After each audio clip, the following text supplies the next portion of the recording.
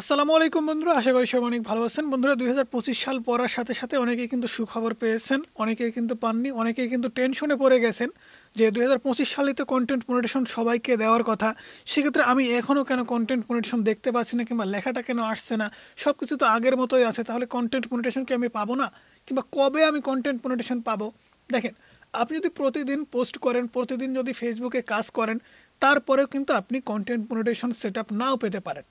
আবার দেখা যাচ্ছে আপনি প্রতিদিন কাজ করেন, আপনার ফলোয়ার সংখ্যা খুবই কম, সেই ক্ষেত্রে কিন্তু খুব দ্রুত সময়ের মধ্যেও আপনি কন্টেন্ট মনিটেশন সেটআপ পেতে পারেন। এখন এই যে কন্টেন্ট মনিটেশন সেটআপ, অনেকেই বলে এটা নাকি সোনার হরিণ। সো এটা পাওয়ার জন্য আপনার কিন্তু যোগ্যতা লাগবে। একটা সময় ছিল আপনার কিন্তু অনেক ক্রাইটেরিয়া ছিল, অনেক ফলোয়ার লাগতো, মিনিট লাগতো। এগুলার কোনো ক্রাইটেরিয়া কোনো কিছুই কিন্তু নাই। এখন কন্টেন্ট মনিটেশন সেটআপ তাদেরকে দেওয়া হচ্ছে যাদের পেজটা কন্টেন্ট মনিটেশন সেটআপ পাওয়ার যোগ্য। এখন আপনার পেজে আপনি যদি প্রতিনিয়ত ফেসবুক কন্টেন্ট গাইডলাইন মেনে কাজ করেন, কিংবা নিয়মিত যদি সব ধরনের পোস্ট করেন, সবকিছু মেনটেন করে আপনি যদি আপনার পেজে কাজ করতে পারেন, তাহলে খুব সহজে কিন্তু আপনি কন্টেন্ট মনিটেশন সেটআপ পেয়ে যাবেন। অনেকেই কিন্তু টেনশনে আছেন যে সবকিছু তো আগের মতোই আছে, তাহলে পরিবর্তন কোথায় হলো?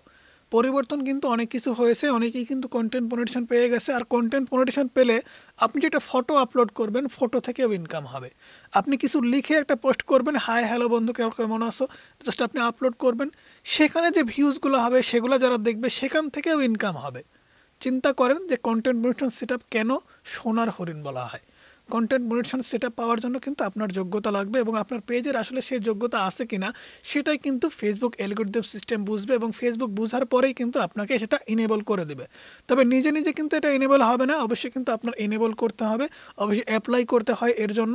So content monetisation setup apply কিভাবে করতে হয়, এই জন্য আমরা গতকালকে একটা ভিডিও আপলোড করেছি, সেই ভিডিওটা আপনারা দেখে আসতে পারেন। সেই ভিডিওটা দেখলে কন্টেন্ট মনিটেশন সেটআপ কিভাবে অ্যাপ্লাই করতে হয় সেটা আপনারা বুঝতে পারবেন।